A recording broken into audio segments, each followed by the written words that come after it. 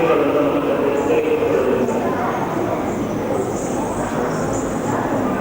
இன்றைக்கு சுவாமி விவேகானந்தருடைய செய்தியானது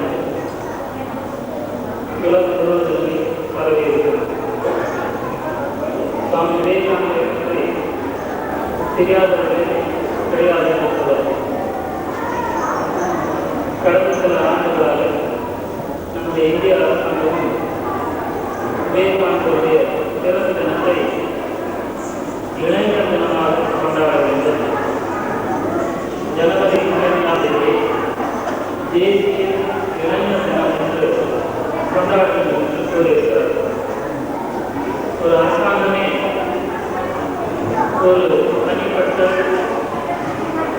ஒருவருடைய பிறந்த தினத்தை தேசிய விழாவாக கொண்டாட வேண்டும் என்று கூறியிருப்பதிலிருந்து சுவாமி விவேகானந்தருடைய செய்தி, அவருடைய வாழ்க்கை எந்த அளவிற்கு நம்முடைய நாட்டிற்கு தேவையாக இருக்கக்கூடியதில்லை, நம்முடைய நாட்டின் முன்னேற்றத்திற்கு அவருடைய வாழ்க்கை எந்த வகையில் உதவியாக இருக்கும், ஊக்கத்தை அளிப்பதாக இருக்கும் என்பதை நீங்கள் புரிந்து கொள்ளலாம்.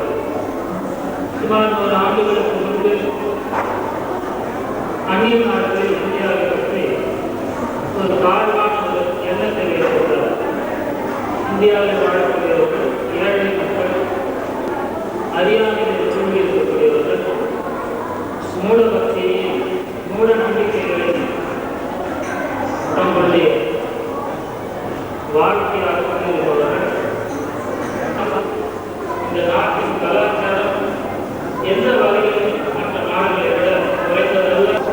இன்னும் சொல்லப்போனால் மேலை நாடுகள் இந்த நாட்டிலிருந்து தெரிந்து கொள்ள வேண்டிய விஷயங்கள் ஏராளமாக உள்ளன என்று இந்த நாட்டின் பெருமையை அறிவித்தார்கள் சுவாமி விவேகானந்தர்.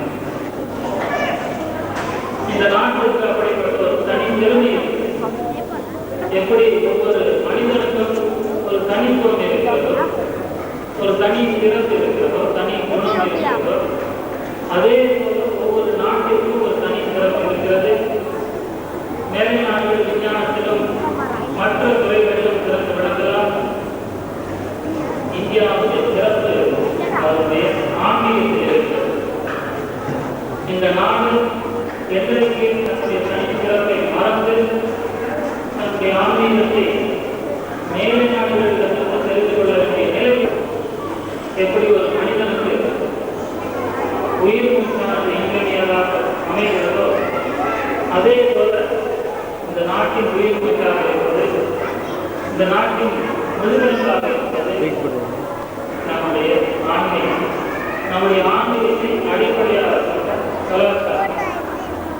ஒருவேளை கங்கை நதியை திரும்பி அதனுடைய உற்பத்தி ஸ்தானத்திற்கு எடுத்து சென்று வேறு திசையில் பாதை செய்யக்கூடிய ஒரு நிலைமை ஒருவேளை ஏற்படலாம்.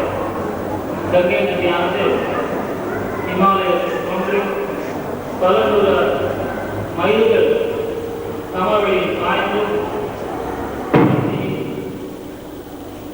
சமுத்திரத்தில் கலக்கிறது. அந்த நதியை ஒருவேளை உற்பத்தி ஸ்தானத்திற்கு எடுத்து சென்று திருப்பி வேறொரு திசையில் பாதை செய்யக்கூடிய ஒரு நிலை ஒருவேளை ஏற்பட்டாலும் ஏற்படலாம். ஆனால் அந்த நாட்டிலிருந்து அந்த ஆன்மீகத்தை அழிக்கவே முடியாது. மக்களை ஆன்மீகத்தை மறக்க செய்ய முடியாது. அப்படி நம்முடைய ரத்தத்தின் ரத்தமாக உயிர் மூச்சாக நம்முடைய வாழ்க்கையின் ஒவ்வொரு கட்டத்திலும் எந்த அளவிற்கு அது ஒளிவிட்டு வீசுகிறது. சுவாமிஜி 100 வருடங்களுக்கு முன்பு அவர் பார்த்த இந்த அறியாமையை, தீண்டாமையை, மூட நம்பிக்கைகள் எல்லாம் வாழ்க்கையின் உயர்ந்த கருத்துக்களாக கருதி வாழ்ந்து வருகிறார்களே என்று சுவாமி விவேகானந்தர் வருத்தப்படுகிறார்.